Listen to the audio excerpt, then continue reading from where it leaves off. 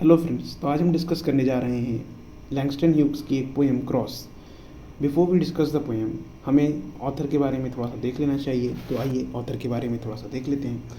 Langston Hughes जो कि 1902 में जॉपलिन मिजोरी में पैदा हुए थे, और वो एक African American poet, play right, novelist और इन सब से बढ़कर एक एक्टर्स थे। ये बहुत ही इन्फ्लुएंशियल पोइट थे या फिर एक राइटर थे, अफ्रीकन अमेरिकन राइटर थे, जो कि 20वीं सेंचुरी में इन्होंने अपना इन्फ्लुएंस बहुत ज़्यादा छोड़ा है। ये अपनी पोइट्रीज़ के लिए जाने जाते हैं जिनमें वो एक्सप्लोर करते हैं उन एक्सपीरियंस और स्ट्रगल को जो कि अफ्रीकन अमेरिकन्स की रहती है। ये बहुत ही सिंपल स्टाइल में पोइट्री लिखते थे, मगर बहुत ही डीप मैसेज छोड़ते थे रीडर्स के माइंड पर, और बहुत ही कॉम्प्लेक्स थीम को बहुत ही आसानी से बयां करने में माहिर थे। इनके कुछ फेमस वर्क जैसे कि नीग्रो स्पीक्स और हरलीम, इन्होंने अपना करियर 1920s के दौरान ही शुरू किया था, जबकि वो टाइम हरलीम रेनेसा के लिए जाना जाता है। ये हरलीम रेनेसा एक कल्चरल मोमेंट है जो कि अफ्रीकन अमेरिकन के आर्ट, म्यूज़िक, लिटरेचर को सेलिब्रेट करने के लिए शुरू किया गया था।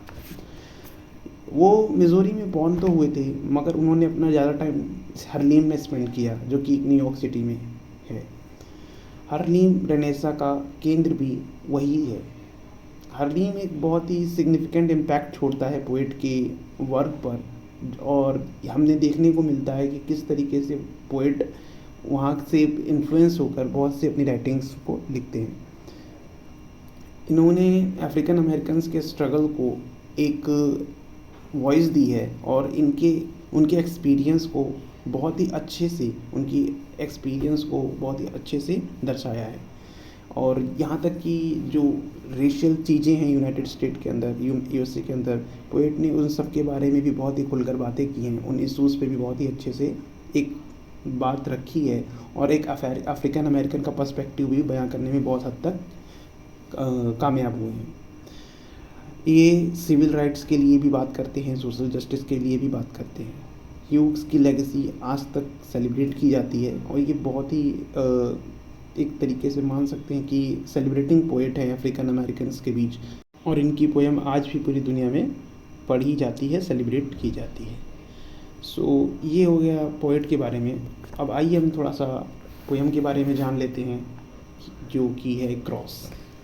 क्रॉस जो पोएम है, जैसा कि मैंने आपको पहले ही बताया कि जो लैंगस्टन ह्यूग्स थे, इनके बारे में बताना इसलिए भी ज़रूरी था क्योंकि जैसा कि आप देखते हैं कि हम जब पोएट के बारे में जानते हैं तो पोएम के बारे में समझना आसान हो जाता है चीज़ें।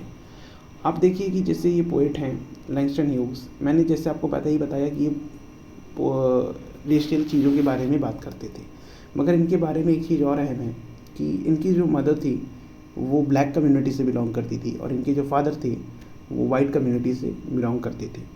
ठीक है, ये बात मैं आपको इसलिए अभी बता रहा हूँ क्योंकि ये जो पोएम है इसमें इनका इस चीज़ का बहुत ही बड़ा महत्व है। तो आइए हम देख लेते हैं कि पोएम क्या कहती है, और ये जो पोएम है इसके बारे में थोड़ा सा डिस्कस कर लेते हैं।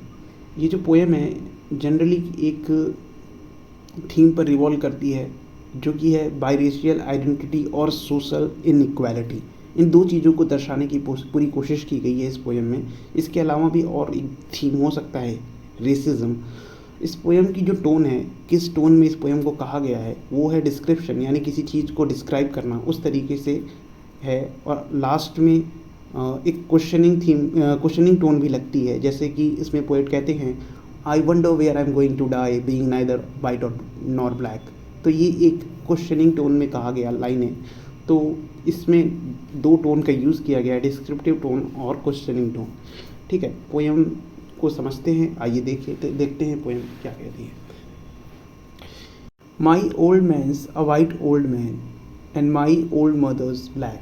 सो इन दो लाइनों में पोएट कहते हैं कि my old man's a white old man, यानी ये अपने फादर को एड्रेस कर रहे हैं, ये अपने फादर को बता रहे हैं कि मेरे जो फादर थे वो एक ओल्ड मैन थे, और वो क्या थे, वाइट कम्युनिटी से बिलोंग करते थे। और सेकेंड लाइन में वो कह रहे हैं कि जो उनकी जो ओल्ड मदर थी, जो उनकी बूढ़ी माँ थी, वो एक ब्लैक कम्युनिटी से बिलोंग करती थी, old mother's black. If I ever cursed my white old man I take my curse back. So इसमें कहते हैं पोएट कि अगर मैंने अपने वाइट ओल्ड फादर को कभी बुरा भला कहा हो तो उसके लिए मैं अपना जो कर्ज़ है वो बैक लेता हूँ। आपको कभी कोसा हो तो उस कोसने को मैं वापस लेना चाहूँगा, उस कर्ज़ को मैं वापस लेना चाहूँगा। कर्ज़ यानी कोई श्राप देना या फिर कुछ इस तरीके की बात कहना कि मैं आपको ये श्राप देता हूँ, तो उस श्राप को मैं वापस लेना चाहूँगा। उस बुरे भले वर्ड्स को जो मैं आपके लिए कहा हूँ, उसको मैं वापस लेना चाहूँगा। If I ever curse my black old mother and wish she were in hell.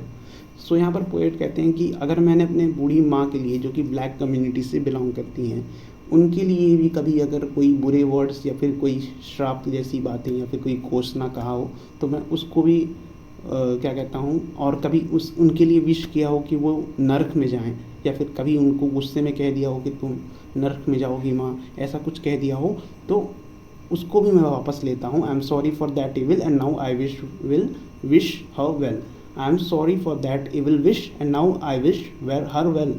So poet कहते हैं कि उसके लिए भी मैं सॉरी हूँ, और उस इविल विश के लिए जो मैंने कभी मांग ली थी गुस्से में या फिर किसी वजह से, मगर आज मैं चाहता हूँ कि आप बिल्कुल वेल रहें, और आपकी भलाई के लिए मैं प्रार्थना करता हूँ।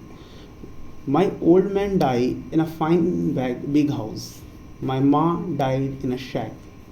तो यहाँ पर पोएट कहते हैं कि जो मेरे ओल्ड फादर थे वो बहुत ही बड़े हाउस में, बहुत बड़े घर में उनकी मृत्यु हुई। माई माँ died in shack, I wonder where I am going to die being neither white nor black. तो यहाँ पर पोएट कहते हैं कि जो मेरे ओल्ड फादर थे वो तो एक फाइन बिग हाउस में उनकी मृत्यु हुई, मतलब एक बहुत बड़े घर में उसके फादर की मृत्यु हुई पोएट के उनके, मगर उनकी जो माँ थी वो एक छोटे से घर में मरी, एक झोपड़े जैसे घर में उनकी मृत्यु हो गई। अब पोएट यहाँ पर क्वेश्चन करते हैं कि I wonder where I am going to die being neither white nor black. तो यहाँ पर पोएट एक बात कहते हैं कि ना वो अपने आप वाइट कम्युनिटी का मानते हैं, ना वो अपने आप को ब्लैक कम्युनिटी का मानते हैं, तो वो सोचते हैं कि फिर मैं कहाँ मरूँगा, क्या मैं एक बड़े घर में मरूँगा या फिर किसी झोपड़े में मरूँगा। ऐसा शायद पोएट क्वेश्चनिंग करना चाहते हैं या फिर सोच रहे होंगे ऐसा ही कुछ, तो इसलिए उन्होंने ये लाइन लिखी कि I am wonder where I am going to die. ध्यान देने वाली बात ये है कि जो पोएट है वो अपने फादर और मदर की मृत्यु को कुछ इस तरीके से देखते हैं कि उनकी जो आइडेंटिटी है वो उनकी डिफरेंट सिचुएशंस का कारण है, और पोएट इसलिए क्वेश्चन भी करते हैं कि उनकी जो आइडेंटिटी है, जो कि एक बाइरेशियल आइडेंटिटी है, उसके होते हुए उनकी मृत्यु कहाँ पर होगी। सो आई होप कि आपको ये पोएम समझ आई होगी। सो फिर मिलते हैं एक और पोएम के साथ। Thanks for listening me.